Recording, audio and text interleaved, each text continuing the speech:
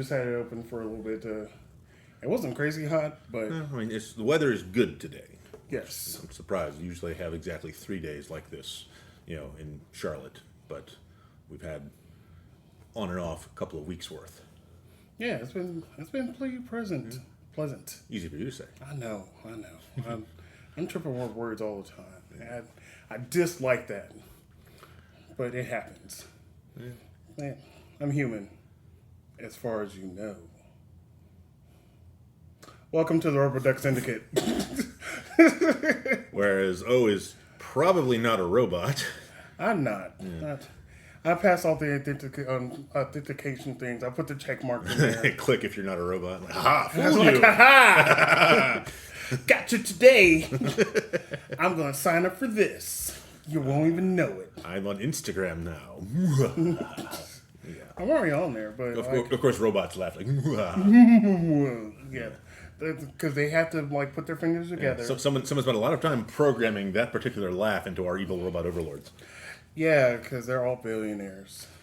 Yeah. They laugh so fucking weird. I've seen a couple of so-called billionaires, well, not so-called, they are billionaires, laughing at different shit, and it's not really particularly funny, but they're laughing, and it just sounds so fucking weird because it's not natural. It's like they're laughing, and no one that they've ever been around has had the courage to tell them that it's wrong. Yeah, it's kind of like they read about the word laughter and how it's supposed to be, and then they tried it themselves, and then no one corrected them. Mario Van Peebles Solo. Okay. Have you seen that movie? I have seen bits and pieces. He plays a military robot, and one of the main plot points is he's learning how to laugh. And ha ha ha ha. Yeah, it's. That movie is special. Also, it has William Sadler in it, so we love William Sadler.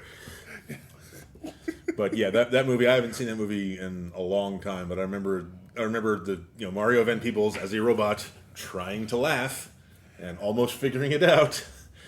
There have been so many movies and shows about, I guess, robots or cyborgs or whatever you want to call it, to try to be human at some point. Because another example of that is Small Wonder.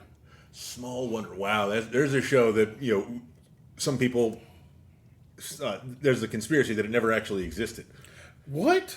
Well, I believe that's a conspiracy because you can't find anything about it or the actress that played what the hell was the girl's name? Vicky.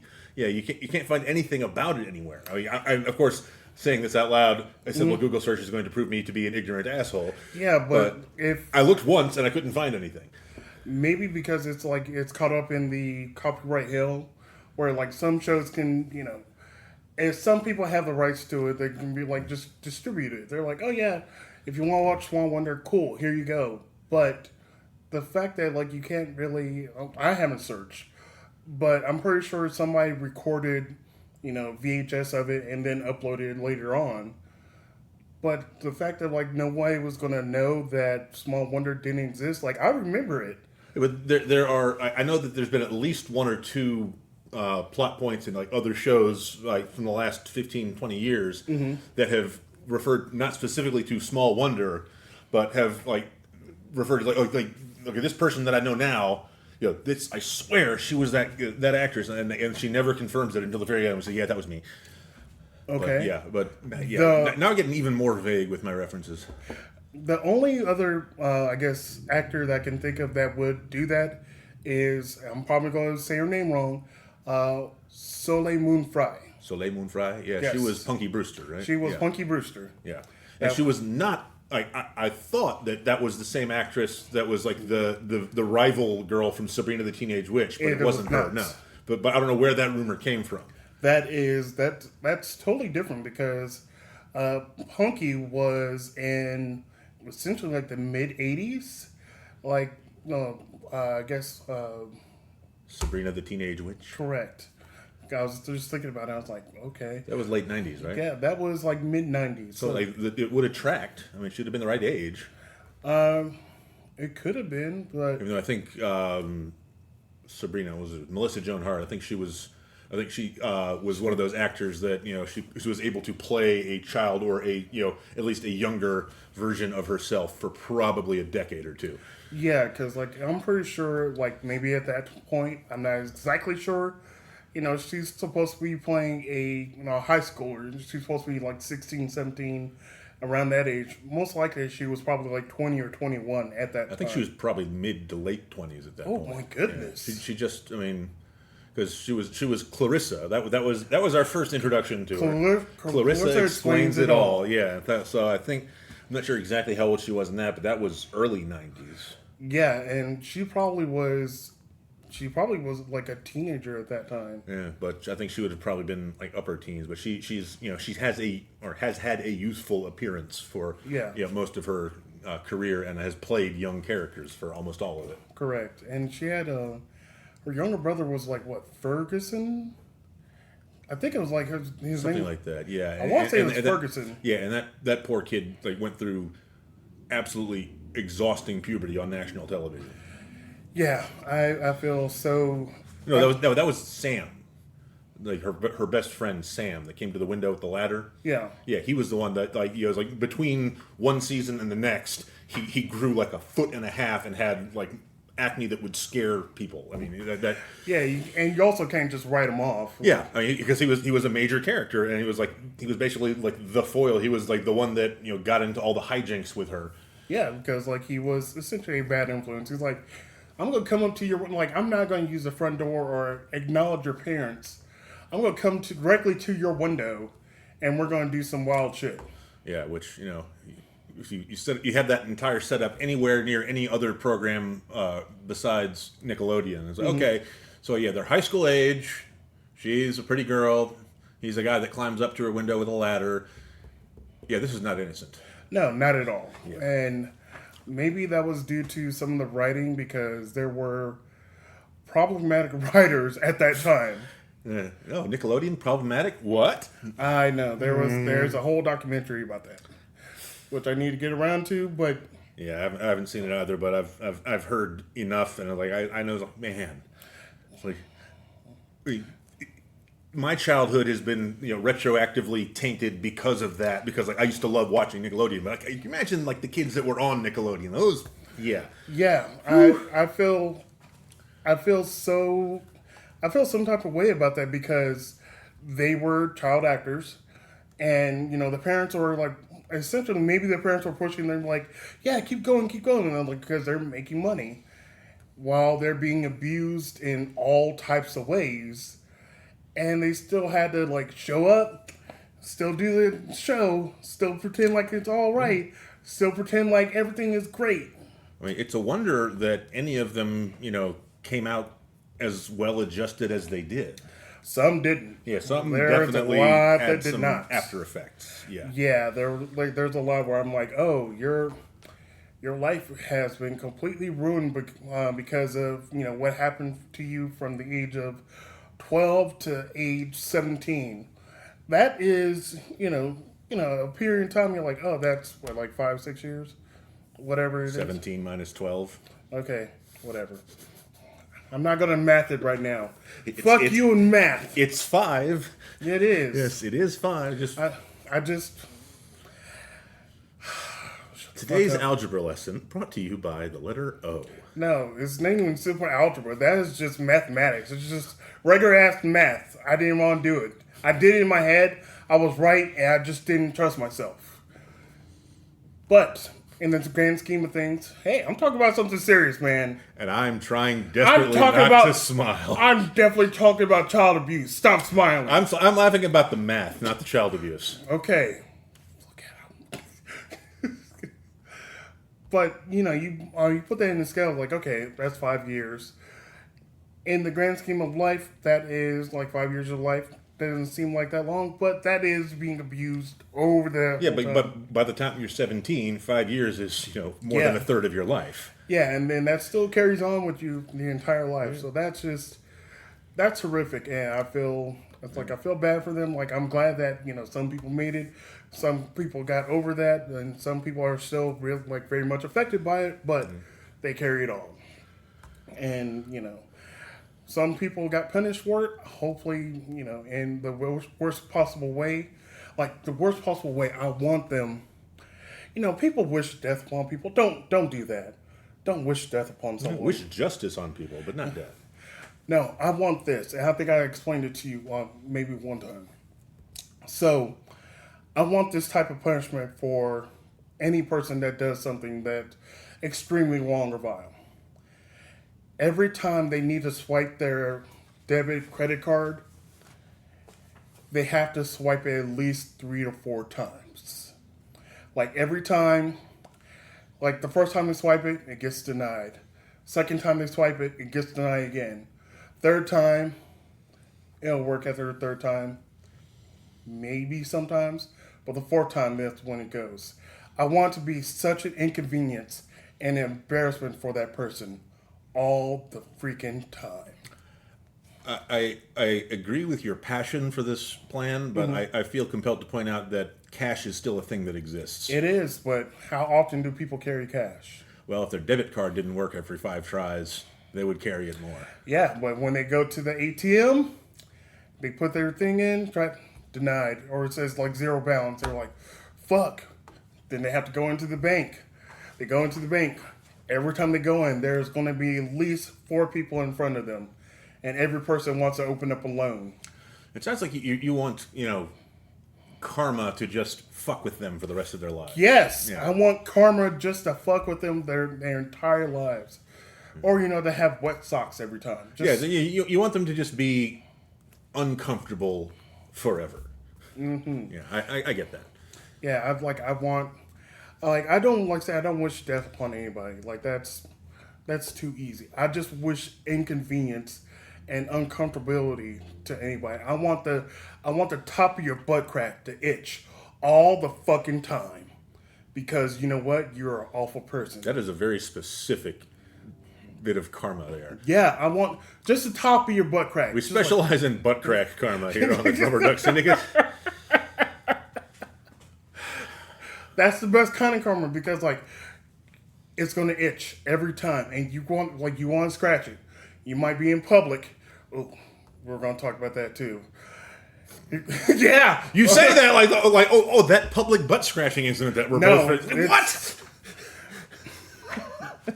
No, there was, folks. Oh, you mean the Costco incident? Yeah. Oh, we were definitely going to talk about that. I have a segue into that, too. Oh, we're in it right now. Okay, well, yeah, this is also a great point to segue away from talking about child abuse on Nickelodeon, which we've been really needing to do for some time in this episode. Yes, because we're trying to solve it. Yeah. It just kind of, hopefully it got solved right now in that, time period that we talked about. So, speaking of abrupt segues, what's your favorite euphemism for fart? My favorite are the one that I use often. There's one. Well, we have time to spitball back and forth. You can name more than one. Okay, so essentially, if someone is farting, I will say fart. My favorite alternate term for it is tooting. Tooting? Yeah, it's like somebody tooted. If I'm being polite, I'll say breaking wind. Mm-hmm. But my all-time favorite is floating an air biscuit. Which there is some 80s slang that never should have gone away. Goodness. Please free to use that. Yeah, and my father's favorite was always shooting a rabbit. Shooting a rabbit. Oh, another one is that I use is there's a duck somewhere. Or did someone step on a duck? Yeah, someone stepped on a duck. Yeah.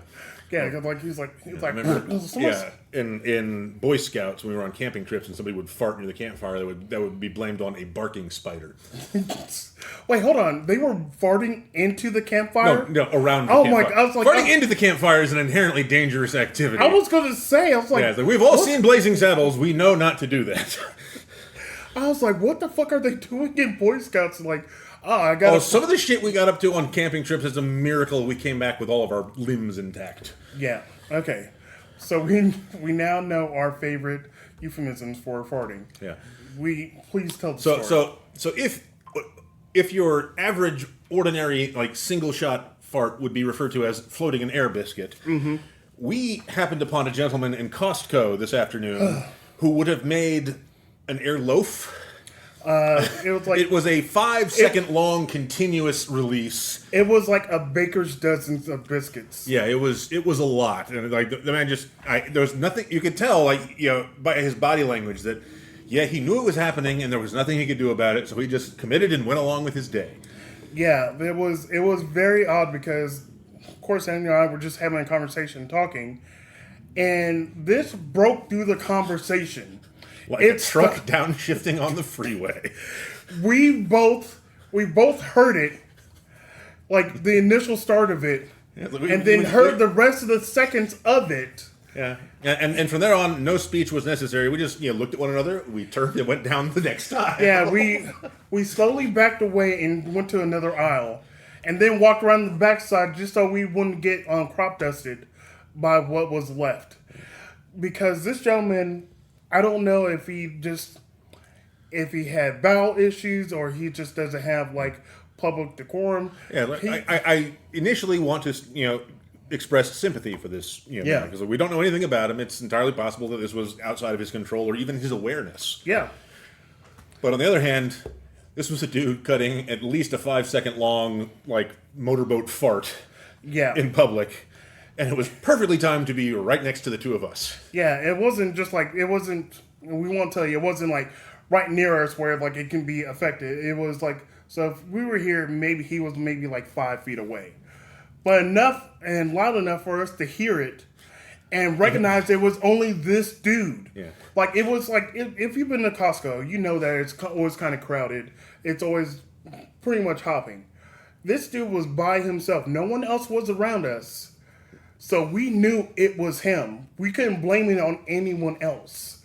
It was definitely him. We were like, we couldn't believe it. Like, we triangulated the signal and everything. Yeah, but just like on the one hand, very much sympathetic toward this man and any health issues he may have. On the other hand, this man released such a significant fart that we've been talking about it for about 4 minutes on our podcast. That is an epic fart. But you know what's even greater? The viewers. You guys are watching us talk about someone else farting for at least a few minutes. And at least one of you just farted right now. Yeah, on command. Fart right now. You say that like it's, not a thing, and not like it was a way that I asserted dominance over my roommates back in college. Please don't tell me you were that person.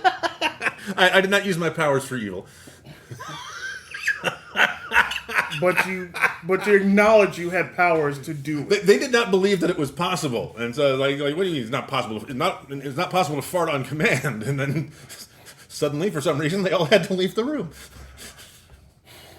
Yes, I am inordinately proud of myself, and I am not ashamed. You should feel some I'm shame. a little ashamed. Yeah, feel some shame about that. I'm a little ashamed, but not nearly ashamed enough to not talk about it on a podcast. True. Like, you feel a little ashamed, but you know what? By the way, ladies, still single. Yes. There is a little shame, but I'm also proud of you, too. So, you are a great man for having control over your sphincter to do that. Fart on command. I got you, babe. Yeah. Yeah. Boy, could you do like different types of farts, or was it just like one solitary? Like, well, I did not, like I said, I did not use my powers for evil, so I did not explore this particular talent to the point where I could, do tricks. Mm-hmm. It was just, it was an on or off situation, and so, and it was a talent I have left in my past because, now being a middle-aged man, it is not a talent worth risking. I retired my powers for good. Sometimes you have to hang up the guns. I'm going to hang up this one shotgun.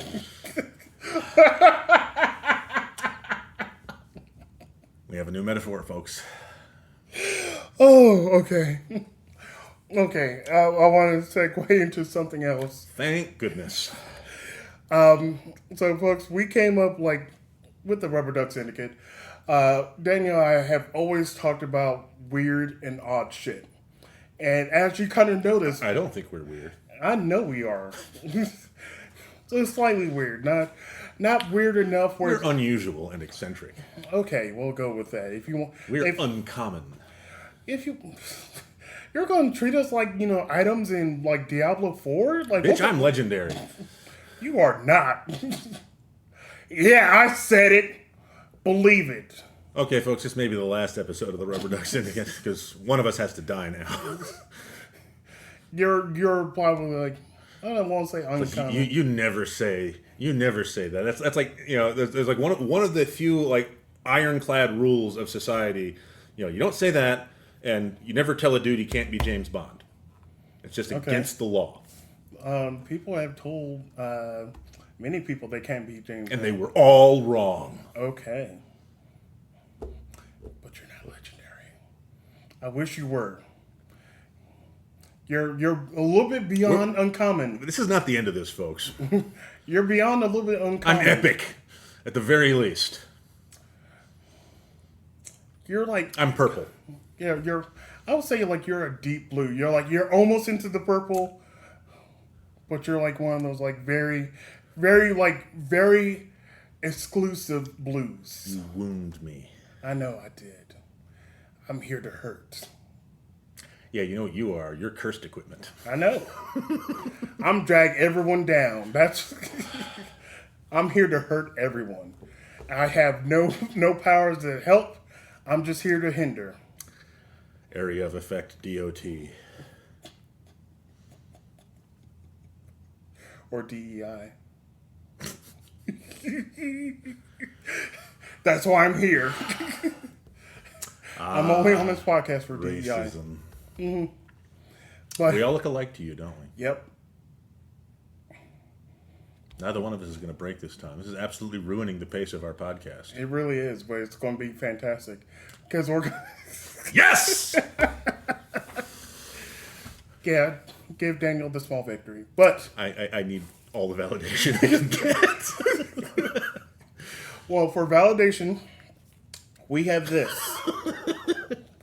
Now, folks, like I mentioned, One of our first jokes. this is like, not even like our first joke. This is like joke, like, number 200. This is like the first one given physical form. Yes. Okay. So, a while back, how this podcast came to be is Daniel and I will do improv. And oftentimes, like afterwards, we will talk about like some of the shows, some of the things that we did, what we liked, what we didn't like. But we also would have a conversation in the parking lot or anywhere from 20 minutes to an hour, 2 hours. We would be there for a while just coming up with a lot of random shit. Stuff that we probably should have thought of while we're actually on stage, but didn't. True. So, one of the things, I have no idea how it came to be. I remember. This was actually not in the parking lot. This was, we were grabbing dinner before the show, I think. Okay. At the Diamond. All right. And you came up with the topic, you were telling me about the coconut being the deadliest fruit. Because the coconut can fall from a tree and kill you. To which we have recently added the durian, which can also do the same thing. Fucking scared. So there's probably one or two other fruits that can fall from a tree and kill you. But, at the time, O made the assertion that the coconut was the deadliest fruit. Yes. And from there, we thought of what other deadly fruits. Now, we didn't think of the durian at that time, so we went the route of how you would think fruits would go. And the way that fruits will go, and I apologize for this. I would also like to remind our audience that O is legitimately a gay. Yes, I am. Yeah, I don't have a phone full of penises just for ha-has. It is because I am gay. Which implicitly sets the stage for someone having a phone full of dick pics just for the joke. There might be. I don't know anyone who's that committed to the joke. Well, you haven't met that person yet because you know why? They're He's legendary. Ha ha! Gotcha, bitch! Gotcha. Gotcha one.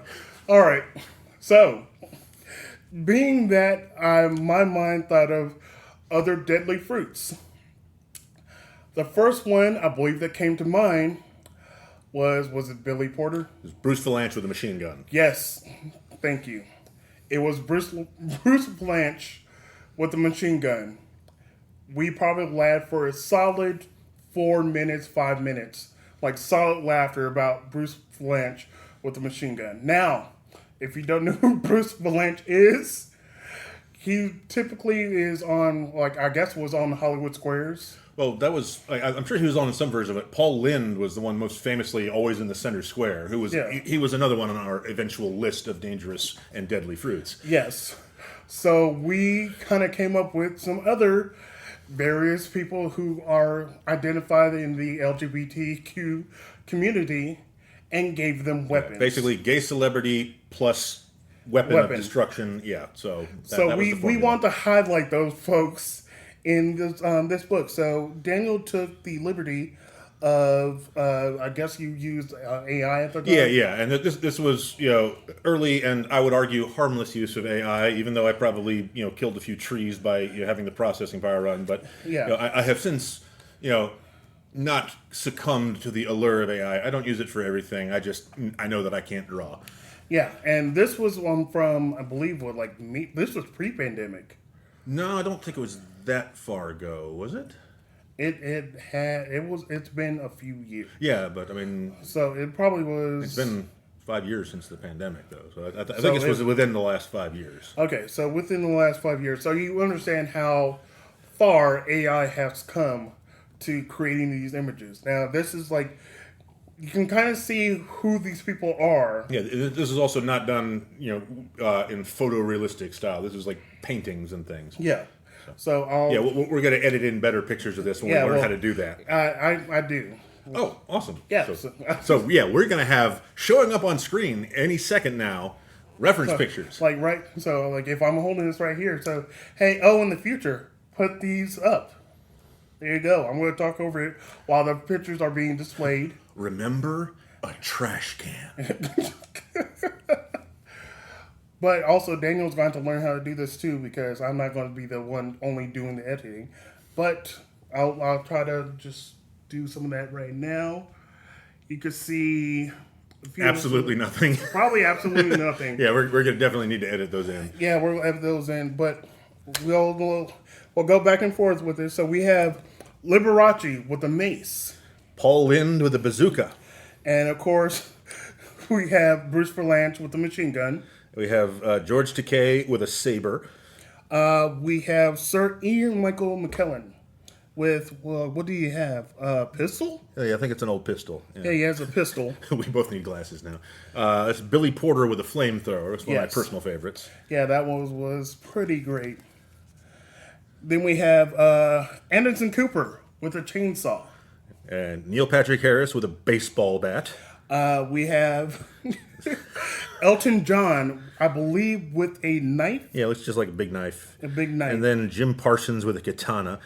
And I think that might be all of them. Yeah, that was it so far. But what we do plan to do is to update this. To we use some of the stickers somewhere, but we also want to make this photorealistic. So we also could come up with some more deadly fruits. Yes, and so we can open ourselves up to continued litigation from as many celebrities as possible. Yeah, I want all the heat. I want all the smoke from the celebrities. Come at us. Make sure you say Rubber Duck Syndicate, so people know. Mention how much you hate us, so that people will look us up. Yeah, there's a lot of people that hate, love different things. I don't want that. I want the acknowledgement. I want the views. I want people to come and enjoy what we do. Yeah, so we've just named 10 of these, at least 2 or 3 of whom are already deceased. But of the remaining living ones, at least one of them might think this is funny. I would hope so. Yeah, we're betting on statistical averages here. I would think I would bet on probably Sir Ian McKellen and probably. I'm going to say probably Sir Ian McKellen and George Takei. Those were my 2 guesses that they would enjoy. To which we must say, oh my. Oh my. And you have to be like, oh my. Oh my. Yes. Everybody loves George Takei. I think they would find it funny because we're not making fun of the fact that they're gay. We're just saying hey, I guess kind of are, but it's saying you're deadly with this weapon. We are comparing your potential level of lethality with a saber to that of a coconut falling from a tree. Yes. So, Which I feel is absurd enough to not be offensive, I hope. I think so. Like, I guess I feel, I guess it's my own personal feelings. It's not being, like, derogatory of, like, them being like, oh, you're this type of way and you're going to be like, no. I was like, we think of people like that. It's all in good fun, folks. It is. We're here for the fun. We're here for the ha-has. We're here to, try to make each other laugh. That's essentially, I think that's my goal. I'm not sure your goal is. I think your goal is also to grind me down bit by bit. Years of work, folks. Years of work. It's working. And, what can I say? I probably deserve it. Nah, you don't. You don't deserve it, but you get it. As Clint Eastwood said, deserves got nothing to do with it. Evil laugh. Was that your evil laugh or your robot laugh? Or was that an evil robot laugh? Yes. And now we're back full circle to the beginning of our conversation. Speaking of, I guess that's the opposite of an abrupt segue. That's just, a natural callback. See, we're improv superstars. Please don't say that. No, we are not. We are... I will say we do improv. I was like, we're improv enthusiasts. That's what we'll go with that, because I'm pretty sure, like, people among the improv community who would watch this, and probably none of our friends, or maybe one of our friends, Patrick will, but he will never be on the show. Because, unfortunately, that's one of the rules we decided on when we first got started. So, it's out of our hands now, Patrick. Yeah, I'm sorry, but, like, his wife can be on here. She can be on here, but Patrick cannot. I'm just going to wait for him to rappel to the ceiling one day while we're doing this. He probably could, because I think he does work for the government. So he probably has access to some information like that where he's like... What, how to rappel? Yes. Yeah, that's a government secret now. It is. It could be. They teach all of their forensic accountants how to do that.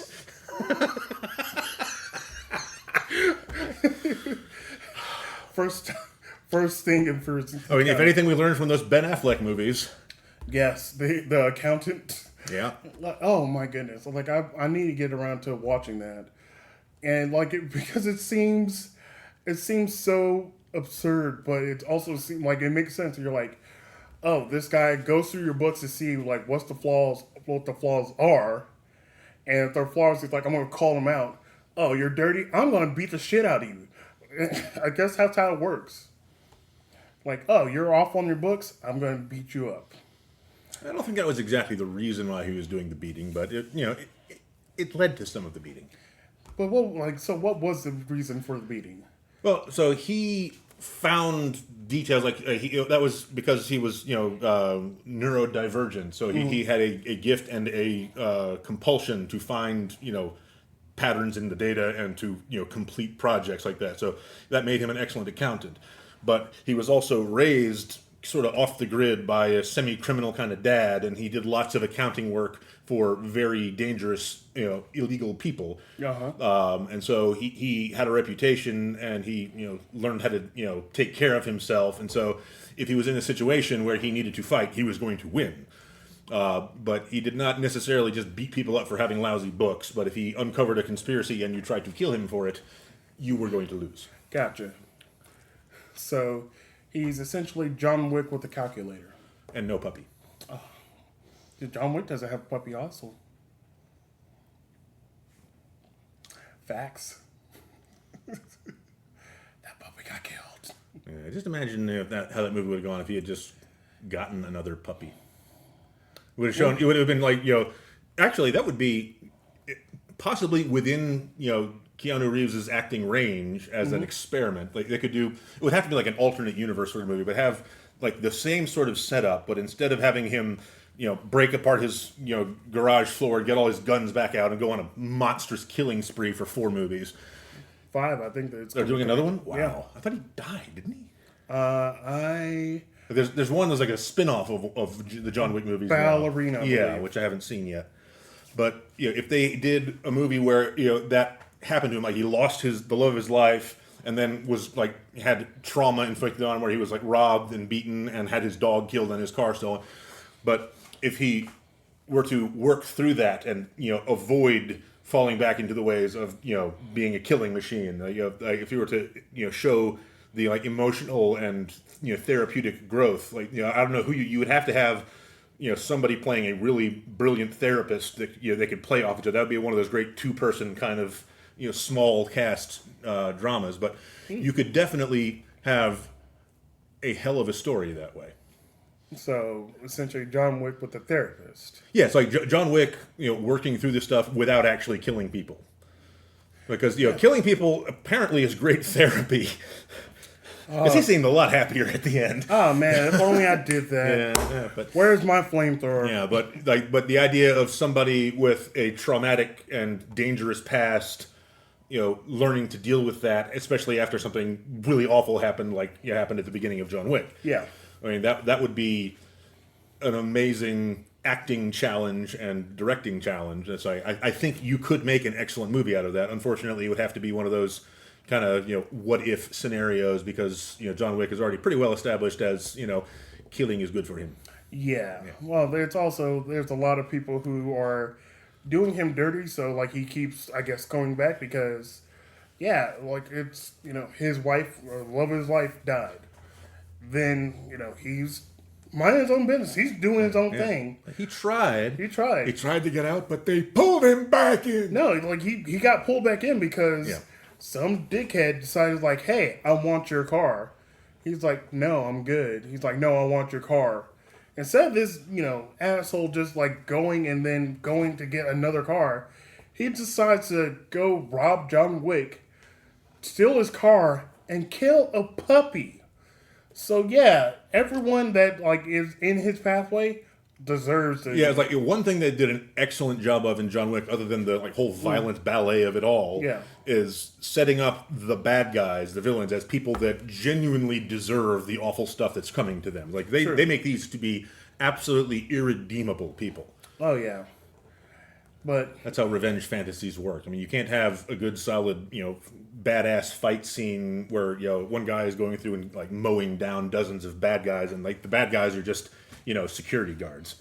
Yeah, you have to have it established that there is unequivocally no reason to let these people live. Yeah, because they're all murderers and people that just do bad shit, or drug dealers or whatever it may be, and they're typically like really bad. Like I just saw about somebody, Danny Trejo. Danny Trejo, who is apparently just a delightful human being. Yes, he is fantastic, and prize boxer, I believe. I hadn't heard that. I knew that his famous tattoos, like the big tattoo on his chest of the dancing woman. Yes, that's his tattoo. That is not a prop. He is in every movie with that tattoo. Yeah, that's his thing. So he has a clause in his contract saying that like if he plays a bad guy in any type of movie where he's like a bad dude, drug dealer, or whatever it is, he has a clause in his contract like, hey, I need my character to die. Yeah, I think you told me that a few months ago, which is a really cool thing to have. Yeah, hopefully that is not repeated information. Yeah. We've discovered that we repeat ourselves in our conversations a lot. So we're really hoping that statistically we only record the conversations once. Yes. Even though we've probably had this conversation 4 times and are only remembering it now. But hopefully this is new information to some of the people out there. But like, he has a thing in his contract where he's like saying, like, if I play a drug dealer or a bad guy, if I'm doing something wrong to the main character, my character needs to die. Like, I don't want them to just go to jail. I don't want them to just, be like shot and walk away. Like, no, they need to die to show that people like, hey, if you're bad, you do not deserve to, carry on. Now, it's risky because he's in one movie that I saw recently. I've already forgotten the name of it. It was kind of a lower budget indie kind of movie. Mm-hmm. But the premise was he was sort of a reformed bad guy. He got out of prison where he was put for doing bad things. But then he was called upon to use his skills as a bad person to save some people who were being, like some evil warlord type character was like threatening them and he was going to kill them to take their land. Yeah. And so he became the defender. So very like that storyline has been solidly explored. But This one, he decided he needed help, and there happened to be a witch involved, a bruja, a shaman. And so, just by the by, he was able to raise his old gang from the dead, and they were zombies. Oh, okay. And it's actually far more entertaining than you would expect. It's I won't say that it's a good movie, but it's definitely worth a watch. It's a movie. Yeah. Now, I'm going to talk about two different movies that have two different things. Like, so one we just watched all of 30 minutes ago. Yeah. Hot Shots Part 2. And another one is with Danny in it. And it's probably one of his, I won't say his greatest movies, but one of the ones where, like, I was surprised that he was in it. Bubble Boy.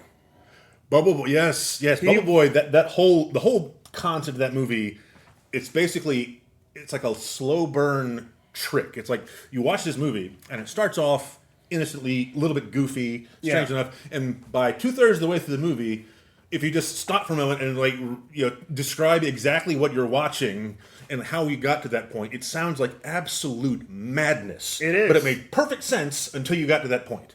Yeah, because if you're watching this movie with Jake Gyllenhaal, you're watching this and you're like, what kind of madness is this? Folks, this was early 2000s movie madness, where early 2000s movies were essentially somewhat unhinged. It's the Wild West movie. It was completely wild, folks. But in this movie, like, yeah, he's in a bubble.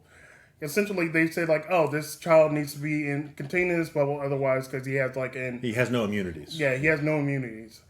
So he needs to live in this bubble, and his parents just cater to all this, saying that he can't leave the bubble, he can't go anywhere, and he just decides he needs to leave because the love of him. Yeah, he's chasing after the girl. Yes, he chases after the girl, and needs to get to the other side of the country. Please watch it. It is a master class in just brilliantly absurd storytelling. Yes. Now, if you're the age of drinking, I would say, like, I'm not even sure what parts to say, like, they can drink to, but I would say if you're or the age of drinking and you can drink while watching this movie, do that. If you live in a state or a country where grass is legal, I would say partake in that too, and watch Bubble Boy. But I'm also going to recommend another movie that we watched, Hot Shots Part 2. Yeah. You don't need to watch Hot Shots Part 1, but I would recommend watching it too because they're both hilarious. And I forgot how funny Hot Shots Part 2. Yeah, they are the pinnacle of 90s slapstick comedy. Yes. And some of them have like jokes that you need like multiple generations to explain. Yeah, the one with the Lloyd Bridges. Yeah, there's a sea hunt joke in there that I only know because my father explained to me what sea hunt used to be, and we're gonna let you look that up. Yeah, you go ahead and look that up, but I didn't know what it was until you told me. But and knowing is half the battle. G.I. Joe. But and yeah, ask your parents to explain what that is too. We are so old. We are, but it's fine. We're still here. I enjoy that fact because there are some people that really, really dislike their age. They're like, oh no, I'm 40. I was like, who the fuck cares? Like, you're 46. Okay, you're 53. Who cares? Oh, I'm 37. Shut the fuck up. In a row? Thank you, sir. That's why I said 37. I figured. Yeah. But so many people are caught up on their age and just being how old or young they are. It's like, just exist. Just be yourself and do stuff that that excites you and you enjoy. And, to the degree that it is legal to do so. Thank you, Daniel. That's why I said if you're able to, if you are at the age of drinking, or if grass is legal where you are in that state or country. Yes, we are not advocating for illicit substances, but if you should be legally able to, partake in them, why wouldn't you? Yeah, I would say if, go back, rewind to the beginning of this, then partake in whatever you can, legally. Yeah, we're much more entertaining if you're on mind-altering substances, I assume. Yeah, Yeah, take that goes opium. without saying. Okay, but no, like people get so caught up on their age. I'm like, I don't care. Like no one like, and we had this discussion before. The amount of people that care about what you're doing and things that are going outside your life, it's hard to say. It's kind of minimal. There are people that care about you. There are people that care. There are people that love you. But overall, you think someone is going to critique your, what your wardrobe is, what your lifestyle is, whatever it is. There's not a lot of people that are going to be doing that. I always, missay the quote, but it's something like, you would spend so much less time worrying what other people think of you when you finally understand how little they do. Yeah, and that I can rock with that. Mm-hmm. So, I would say just be yourself all the time. Be whatever you can legally. Yeah.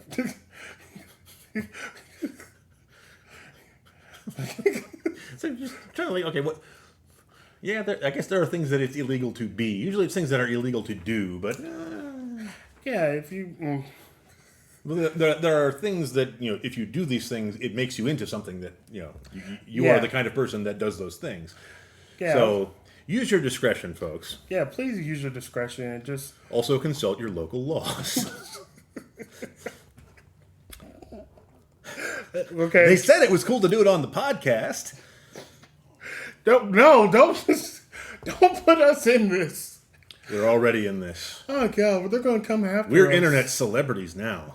I assume that by the time this episode comes out, that everyone knows who we are and loves us. Yes, I hope so too. And at any point, Patrick is going to rappel through the roof. We have to reinforce the ceiling.